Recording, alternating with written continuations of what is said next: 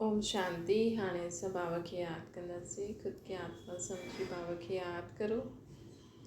मन में कोई बि ॻाल्हि हुजेव बाबा खे ॿुधायो। आत्मा पंहिंजे बाबा खे सभु मन जी ॻाल्हियूं ॿुधाए थी।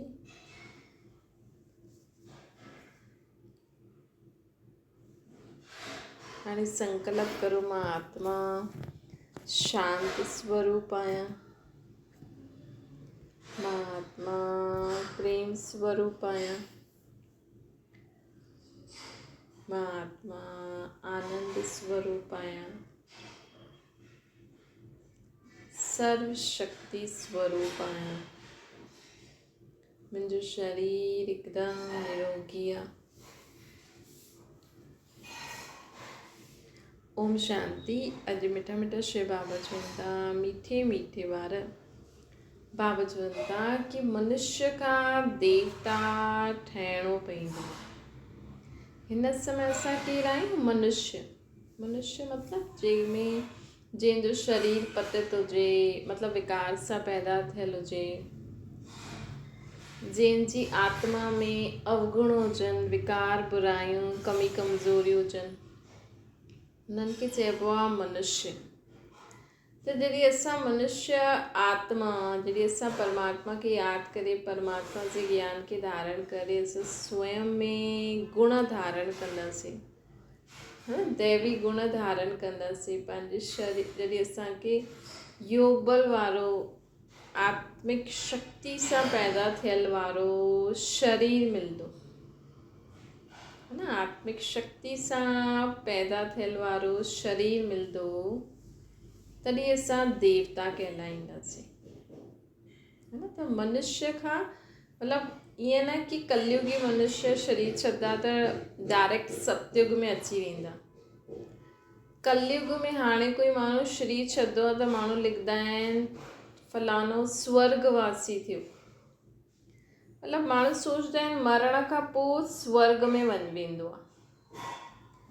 लेकिन बाबा असांखे चवनि था कि असां आत्मायूं जॾहिं शरीर छॾंदासीं त बराबरि हाणे कलयुग खां पोइ सतयुग अचण वारो ई आहे न। सतयुग में हाणे जेको शरीर छॾंदा उहो सतयुग में थोरी वेंदा। पहिरियों त हिन ई सृष्टि ते सतयुग हूंदो न। बाबा चवनि था कलयुग खां पोइ सतयुग अचिणो ई आहे, है न। त पहिरियों हिन ई सृष्टि ते स्वर्ग स्थापना था थिए, सतयुग जी स्थापना था थिए। सतयुग में त सोने हीरे जा महल हूंदा, है न। उन सोने हीरे जे महलनि में माण्हू बि घटि हूंदा आहिनि। चईंदा आहिनि न 9 लख तारा, घटि में सूर्य, घटि में चंद्रमा, घटि में 9 लख तारा। त 9 लख मतिलबु 9 लख ई माण्हू हुजणा खपनि पहिरियों सतयुग में। त हिते त ॾाढा सारा माण्हू आहिनि। अॼु माण्हू हर हिकु शरीर छॾे थो, सोचे थो स्वर्गवासी थियो, त वेंदो थोरी आहे स्वर्ग में। पहिरीं ॻाल्हि त उनखे स्वर्ग ठाहिण वारे परम पिता परमात्मा जो परिचय त हुजे, उहो उनखे मञे ई त तॾहिं त स्वर्ग जी दुनिया में ईंदो। हाणे उहो भॻवान खे मञे ई नथो, परमात्मा खे। उहो त देहधारी गुरु संत सन्यासी खे कोई पाणी खे भॻवानु सम्झंदो, कोई हवा खे भॻवानु सम्झंदो, कोई सूर्य खे भॻवानु सम्झंदो त थोरी सतयुग में ईंदो। स्वर्ग जी दुनिया त परमात्मा ठाहींदो आहे, निराकार शिव बाबा। त जेसि ताईं कोई शिव बाबा खे न मञे तेसि ताईं स्वर्गवासी थी न सघंदो आहे। ऐं परमात्मा शिव बाबा ई हिन सृष्टि ते स्वर्ग जी स्थापना कराईंदा आहिनि ब्रह्मा द्वारा। त जेसि ताईं शिव बाबा खे न मञे, ब्रह्मा खे न मञे, त स्वर्ग में कीअं अची सघंदो? त पहिरियों त उन्हनि खे मञिणो खपे, पोइ उनजे चए ते हलो, तॾहिं तव्हां उन 9 लख तारनि मां अची सघंदव। त बाबा असांखे चवनि था कि मनुष्य खां देवता, हिन समय जो मनुष्य परमात्मा खे यादि करे दैवी गुण धारण कंदो आहे। हाणे देवी देवता हिन खे लसन प्याज खाराईंदा आहिनि। देवी देवता कॾहिं विकार में वेंदा आहिनि? कॾहिं काम क्रोध लोभ मोह अहंकार वश थी करे कर्म कंदा आहिनि? अगरि देवी देवता ई काम क्रोध लोभ अहंकार थी करे कर्म करनि त उन्हनि जी महिमा में इहे छो ॻाईंदा आहिनि सर्वगुण संपन्न 16 कला संपूर्ण संपूर्ण निर्विकारी न डबल अहिंसक मर्यादा पुरुषोत्तम ये ॻाइणु बंदि थी वञे देवी देवताउनि खे चईं न संपूर्ण निर्विकारी डबल अहिंसक मतिलबु उन्हनि में कोई विकार न आहे देवी देवता कॾहिं कंहिंसां ईर्ष्या न कंदा जेलसी न कंदा रोईंदा न रुसंदा न लोभ न कंदा काम विकार दिवस ॿार पैदा न कंदा देवी देवताउनि जा बि ॿार हूंदा आहिनि लेकिन उहे योग बल जी पैदाइश हूंदी आहे है न उहे योग बल जी पैदाइश हूंदी आहे उते विकार न हूंदो त बाबा अॼु असांखे चवनि था कि असांखे सदा यादि रखिणो आहे कि मनुष्य खां देवता ठहिण जे लाइ पहिरियों त परमात्मा खे मञो उहो जंहिं तन द्वारा असांखे ज्ञान ॾियनि था उनखे मञो पोइ दैवी गुण धारण करो पवित्र रहो लसन प्याज न खाओ विकारनि जे वश थी करे कर्म न करो हाणे जेके लसन प्याज वणंदो उहो कीअं सतयुग में अची सघंदो उहो त लसन प्याज तो चईंदो न मां हुते लसन प्याज न खाईंदमि त मूंखे अहिड़ी दुनिया में न वञिणो त उहो उन दुनिया जो सुख बि न ॾिसी सघंदो उहो वञे पंहिंजे लसन प्याज जॾहिं द्वापर कलयुग में ईंदा तॾहिं ईंदो लसन प्याज वारा माण्हू सत्युग त्रेता में लसन प्याज हूंदो ई न आहे हुते त संपूर्ण निर्विकारी आहे खान पान जो बि ॾाढो परहेज़ करिणो पवंदो आहे न ॾिसो देवी देवताउनि खे माण्हू लसन प्याज जो भोग न लॻाईंदा मसालेदार भोग न लॻाईंदा तमो प्रधानता जंहिंमें हूंदी आहे न उहो न लॻाईंदा आहिनि है न हमेशह सुठी चीज़ुनि जो भोग उन्हनि खे लॻाइबो आहे त बाबा असांखे चवनि था कि असांखे पंहिंजे जीवन में सदा यादि रखिणो आहे कि असांखे देवता ठहिण लाइ दैवी गुण धारण करणा आहिनि ऐं स्वर्गवासी थियण लाइ शिव बाबा खे मञो शिव मतिलबु निराकार शंकर देहधारी अलॻि आहे निराकार परमात्मा खे यादि करो जंहिंखे सभई यादि कंदा आहिनि ॿियो बाबा जी असांखे चवनि था कि ॾिसो दुनिया में राम ऐं रावण मशहूरु आहे हिकु थींदो आहे परमात्मा राम उहो त्रेता वारो राम अलॻि आहे है न वो त्रेता वारो राम अलॻि आहे लेकिन परमात्मा राम असांखे स्वर्ग जी दुनिया ठाहे ॾींदो आहे ऐं रावण असांजे लाइ नर्क जी दुनिया ठाहींदो आहे उहो त्रेता वारो राम त त्रेता युग में ईंदो लेकिन परमात्मा राम असांखे सत्युग त्रेता मतिलबु स्वर्ग जी दुनिया ठाहे ॾिनई जिते सुख शांती ख़ुशी हुई पोइ द्वापर युग में आत्माउनि खे रावण जो श्राप लॻी वियो ॾेखारींदे न कृष्ण खे सांप ॾसी हिकु कृष्ण खे सांप न ॾसी ऐं कहिड़ो सांप हिन विकारनि रूपी सांपनि ॾसी त असां सभु आत्माऊं जो आहियूं न जो बि सत्युग में हूंदासीं उन्हनि सभिनि खे विकारनि रूपी सांपनि ॾसे छॾियो है न असां सभु आत्माऊं जो सत्युग में हुयासीं हाणे वञण लाइ तयारी बि करूं था त हिननि अहिड़ी सभई आत्माउनि खे बाबा चवनि था उन्हनि खे जो कलयुग अंत में जेके विकारनि रूपी सांपनि ॾसे छॾियो आहे अहिड़ी आत्माउनि खे परमात्मा ज्ञान गुण शक्तियुनि जा छीटा विझी करे उन्हनि खे ज्ञान ॾेई करे योग सिखाए करे उन्हनि जे अंदरां इहे विकार रूपी ज़हर कढनि था न त राम कहिड़ा परमात्मा राम जी असां सभु आत्माऊं सीता आहियूं हिन समय रावण जी कैद में आहियूं न हिन समय माण्हू चाहींदे हुए बि भक्ति जीअं जो नियम हूंदो आहे न भई कंहिंजो सुबुह जो ईअं करिणो आहे ईअं करिणो आहे ईअं करिणो माण्हू चाहींदे हुए बि नथो छॾे सघे बीमार आहे त बि करे थो अॼु डॉक्टर चईंदो सुबुह जो सनानु न करो थोरी देरि सां उठो हू चईंदा न असांखे सुबुह इहे करिणो हूंदो आहे असां कीअं न उथूं असां त उथंदासीं डॉक्टर चईंदो चलो थोरो पोइ गरम पाणी सां सनानु करो चईंदा असां त थधे पाणी सां कंदासीं त इहे बि ॾिसो इन जा भक्ति जा नियम केॾा कड़ा आहिनि। इन सां शरीर खे तंग थींदो आहे, शरीर तंग थींदो आहे, पोइ माण्हू जल्दी शरीर छॾे छॾंदो आहे न। हाणे थधे पाणी सां सनानु कंदव त शरीर खे प्रॉब्लम थींदी न। रोटी न खाईंदव त शरीर खे प्रॉब्लम थींदी। केरु थो चए तव्हांखे कि पाठ करण खां पोइ ई रोटी खाओ? केरु थोरी थो चए। हाणे तव्हां ई नियम ई भक्ति जा नियम अहिड़ा कड़ा आहिनि, हिन सां शरीर बि कॾहिं कॾहिं बीमार थींदो। चईंदो न न भॻवानु असांखे शक्ति ॾींदो, त भॻवानु वटि शक्ति फालतू थोरी आहे जो तव्हांखे चए तव्हां रोटी न खाओ तव्हांखे शक्ति ॾींदो रहे। हाणे शरीर खे रोटी जो ॾियणी आहे उहो त समय ते ॾियणी आहे न। हाणे तव्हां चईंदा न न मां त भॻवान जो ई कमु थी करां, उहो ई मूंखे शक्ति ॾींदो।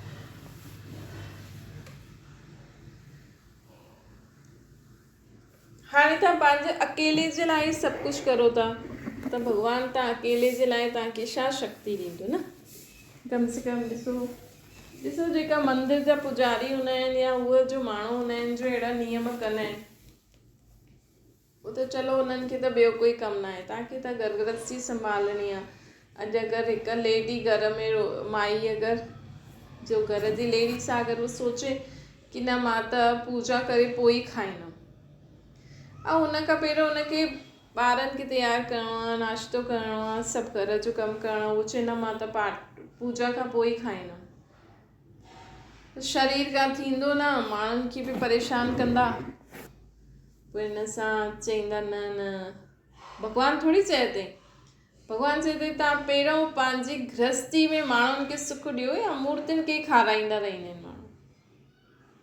अॼु मूर्तियुनि खे श्रृंगारनि था, मूर्तियुनि खे ठाहिनि सुम्हाइनि खाराइनि पीआरनि था, उन्हनि जे लाइ एॾी सुठी जॻह करे वेठे आहिनि ऐं माण्हुनि खां पुछनि नथा।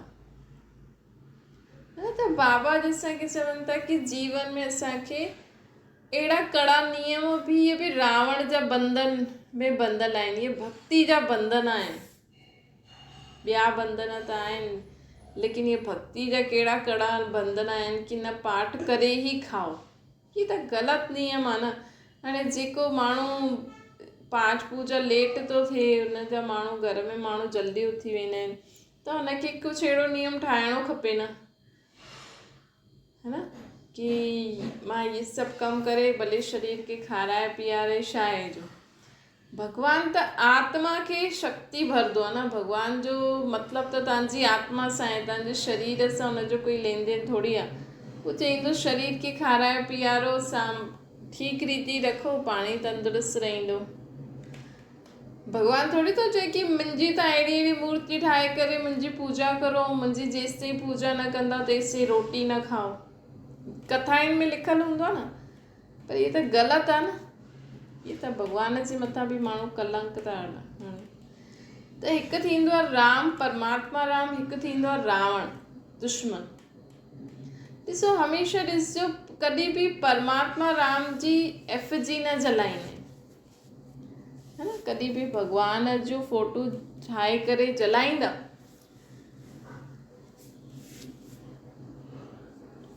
है न, उन्हनि खे न जलाईंदा। हा उन्हनि खे पाणी में डुबोईंदा आहिनि लेकिन जलाईंदा न आहिनि। इहे ॾिसो लेकिन रावण जो त दिन प्रतिदिन वॾो वॾो बुत ठाहे करे जलाइनि था, है न। रावण जो त वॾो वॾो बुत ठाहे करे माण्हू जलाइनि था। त असांखे परमात्मा राम जी श्रीमत ते हलंदव त तव्हां स्वर्ग जा सुख ॾिसंदव, छो जो परमात्मा राम ई स्वर्ग जी स्थापना कंदा आहिनि, है न। परमात्मा राम ई छा कंदा आहिनि, स्वर्ग जी स्थापना कंदा आहिनि। ऐं कि रावण जो आहे छा कंदो आहे, नर्क जी स्थापना कंदो आहे, मतिलबु विकारनि जी प्रवेशता दुनिया में। जॾहिं द्वापर युग में हिन दुनिया में रावण मतिलबु काम क्रोध लोभ, रावण कोई अहिड़ो इंसानु न आहे। माण्हू ॾेखारींदा आहिनि रावण बि जनमु वरितईं, उहो बि अहिड़ो हुयो अहिड़ो हुयो। हिते त ॾिसो सभई रावण आहिनि, जंहिंमें क्रोध आहे, लोभ, काम क्रोध लोभ अहंकार ईर्ष्या द्वेष नफ़रत घृणा आहे, उहे सभु रावण ई त आहिनि। रावण कोई इंसानु न आहे। यदि कोई घर में कोई क्रोध कंदो त छा चईंदासीं, इहे रावणनि वांगुरु चिल्लाए थो, इहे रावण रावण मतिलबु जीअं आत्मा में काम क्रोध लोभ मोह अहंकार आहे उहो रावण आहे, है न। ऐं हिन जो मतिलबु इहे न कि परमात्मा राम असांजे अंदरि, न ही तव्हांजे अंदरि रावण आहे, न ही परमात्मा राम आहे। इहे त सभु आदतियूं हूंदियूं आहिनि, संस्कार हूंदा आहिनि, है न। ॾिसो अॼु कंहिंमें सुठा संस्कार आहिनि, कोई कंहिंजो सदा मदद कंदो रहंदो आहे, भलो कंदो रहंदो आहे, त माण्हू उन्हनि खे छा चईंदा आहिनि, इहे त जीअं भॻवानु आहे, है न। मतिलबु कि गुण न विशेषता आहिनि कि ॾिसी करे माण्हू चईंदो इहे त भॻवानु आहे। ऐं कोई चिल्लाईंदो ग़लति कमु कंदो त चईंदो इहे त जीअं रावण आहे, कंस आहे, असुर आहे। त मतिलबु उहो आदतियूं, उहो संस्कार, उहो स्वभाव संस्कार, उहो नेचर अगरि कंहिंमें सुठी हूंदी आहे त उनखे माण्हू भॻवान जो टाइटल ॾींदा आहिनि, अगरि कंहिंमें बुरा हूंदा आहिनि त उन्हनि खे माण्हू रावण, कंस अहिड़ा नाम ॾींदा आहिनि। त बाबा अॼु असांखे चवनि था कि जीवन में असांखे सदा इहे यादि रखिणो आहे कि असांखे परमात्मा जहिड़ा गुण धारण करणा आहिनि। रावण जा जेका अवगुण आहिनि, विकार आहिनि, उन्हनि खे ख़तमु कंदा वञो।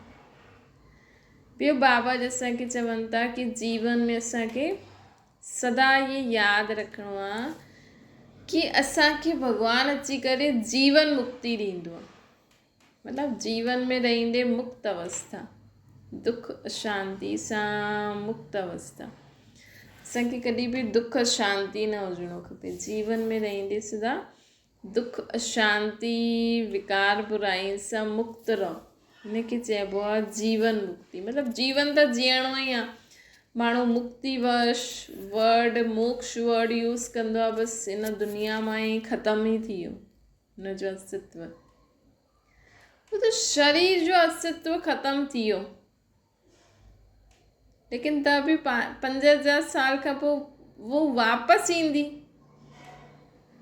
है न। 5000 साल खां पोइ उहा वापसि ईंदी, उहा सिचुएशन, उहो माण्हू। त कोई बि चीज़ सदा जे लाइ न हली वेंदी, न कोई बि चीज़ असांखे यादि करिणो आहे कि सदा जे लाइ न वेंदी आहे।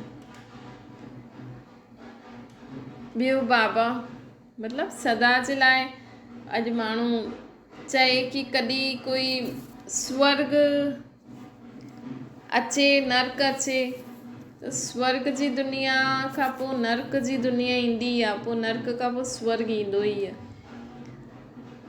त ईअं बाबा चवनि था कि जीवन मुक्ति ऐं मोक्ष मतिलबु कि कोई जनम मरण में अचे ई न, ईअं त थी न सघंदो आहे। हर हिकु आत्मा खे जनम मरण में अचिणो ई पवंदो आहे, है न। हर हिकु आत्मा खे जनम मरण में अचिणो ई पवंदो आहे। हा, बाक़ी मुक्ति इहा आहे कि थोरे समय जे लाइ हुनखे हुन पाठ सां मुक्ति मिली वेंदी आहे, मुक्ति मिली वेंदी आहे। बाक़ी मोक्ष त कंहिंखे बि न मिलंदो। त जीवन मुक्ति मतिलबु जीवन में रहंदे मुक्त अवस्था, मतिलबु दुख अशांति परेशानियुनि सां मुक्त। अहिड़ो जीवन कॾहिं मिलंदो असांखे? सतयुग में। हिन समय त ॾिसो, हिन समय दुख अशांति परेशानियूं त रहंदियूं। इहा आहे कि तव्हां उहो सभु पंहिंजे मन सां बुद्धि सां भॻवान खे ॾेई करे तव्हां सदा ई जीवन में रहंदे सुख शांति जी अनुभूति करो त हुनखे जीवन मुक्ति चईंदासीं। ॿियो बाबा चवनि था जीवन बंद मतिलबु जीवन में रहंदे उहे बंधन में रहनि, मतिलबु जीअं असां बंधल आहियूं। कंहिंसां बंधल आहियूं? कोई काम विकार, क्रोध, लोभ, मोह, अहंकार, ईर्ष्या, द्वेष, नफ़रत, घृणा, हिन विकारनि जे कारण माण्हू जीअं त बंधल आहे। न चाहींदे हुए बि क्रोध करणो थो पए, न चाहींदे हुए बि लोभ करणो थो पए, न चाहींदे हुए बि कुझु ग़लति कमु करणो ई थो पए, न। त बाबा असांखे चवनि था कि इहा करणो ई थो पए, इहा ध्यानु ॾियो। असांखे ध्यानु ॾियणो खपे कि हीअं न, हर हिकु में परिवर्तन आहे। बसि इहो आहे कि ॾिसंजो कि तव्हांखे अगरि कुझु नयो करिणो आहे, अगरि बंधन में न फसणो आहे त तव्हांखे कुझु न कुझु ॿियो करिणो पवंदो, है न। त जीवन में रहंदे सदा सुख शांति में कॾहिं रही सघंदासीं जॾहिं असां सभु कुझु परमात्मा खे अर्पण करे छॾंदासीं। दुख अशांति परेशानी ईंदे में बि असां सभु बोझ भॻवान खे ॾेई छॾियो, इनखे चइबो आहे जीवन मुक्त। ऐं वैसे त हाणे सभिनि जो जीवन बंधल आहे, न चाहींदे बि माण्हू उहो कर्म करनि ई था। ॿियो बाबा असांखे चवनि था कि हाणे विकार बुराइनि जे कारण असांजी बुद्धि मलेश थी वई आहे, असांजी बुद्धि ॾाढी ख़राबु थी वई आहे। हाणे बाबा खे यादि करे ज्ञान योग जो अभ्यास करे असां पंहिंजी बुद्धि खे शुद्ध ठाहींदा आहियूं, न। बुद्धि खे असां छा कंदा आहियूं, शुद्ध ठाहींदा आहियूं, सतो प्रधान ठाहींदा आहियूं। असांजी बुद्धि ख़राबु थी वई न। ॾिसो हाणे माण्हू वेठो आहे, हाणे मन काॾे छा छा वीचार कंदो, बुद्धि काॾे काॾे भॼी वेंदी। हिकु जॻह ठिकानो ॾियणो खपे न, है न। हिकु जॻह असांखे ठिकाणो ॾियणो खपे। सदा हिकु जॻह कहिड़ो ठिकाणो ॾींदा, मन में परमात्मा जी यादि रहे, बुद्धि परमात्मा वटि रहे, त असांजो ठिकाणो हिकु हूंदो, स्मृति हिकु जी रहंदी, त असां सदा ई धोखेधड़ी सां बची सघंदा आहियूं। ॿियो बाबा असांखे चवनि था कि जीवन में असांखे सदा यादि रखिणो आहे कि असांखे हाणे सर्वगुण संपन्न, 16 कला संपूर्ण निर्विकारी, डबल अहिंसक, मर्यादा पुरुषोत्तम ठहिणो। सर्वगुण संपन्न, 16 कला संपूर्ण निर्विकारी, डबल अहिंसक, मर्यादा पुरुषोत्तम ठहिणो आहे असांखे। त उहो कीअं ठाहींदासीं, जॾहिं असां परमात्मा खे यादि करे कंदासीं। जेतिरो शांति रहो, मन सां बि मुक्त, ज़्यादा न ॻाल्हाइणो। ऐं बाबा चवनि था मन ऐं मुख शांति हूंदो त असां जीअं शांति अवस्था में आहियूं। पोइ ॾाढी सारी आत्माएं जो संबंध संपर्क में ईंदियूं जीवन में। ॿियो बाबा असांखे चवनि था कि जीवन में कॾहिं बि असांखे कंहिं ॻाल्हि ते हारणो न खपे, न। कॾहिं बि असांखे कंहिं हारणो न खपे। किथे हार थिए बि थी, लॻे बि थी, लेकिन असां परमात्मा खे यादि करे सदा ख़ुदि जे लाइ संकल्प करो कि मां विजयी आत्मा आहियां, है न। विजयी आत्मा, विजय मुंहिंजो जनम सिद्ध अधिकार आहे। ॿियो बाबा असांखे चवनि था कि सदा हिक खे यादि करो, हिक जी यादि में रहण ई एकांतवासी ठहिणो। कि माण्हू चवंदा आहिनि असां अकेला रहूं, हेॾे वञूं, थोरो अकेलोपन खपे, त हेॾे होॾे भटकंदा रहंदा आहिनि। लेकिन बाबा चवनि था अगरि हिक जी यादि में रहंदा, मन बुद्धि हिक सां ई जुड़ियल रहंदो, त तीअं त सभिनि जे विच में रहंदे हुए बि अकेला ई आहियो। अच्छा, ओम शांति। मीठी मीठी सिकिल ते ॿारनि प्रति माता पिता बाप दादा जो यादि प्यार ऐं गुड मॉर्निंग। रूहानी बाप जी सभिनि रूहानियुनि ॿारनि खे नमस्ते। असांजी बि रूहानी माता पिता बाप दादा खे यादि प्यार गुड मॉर्निंग ऐं नमस्ते। बाबा खे यादि करो।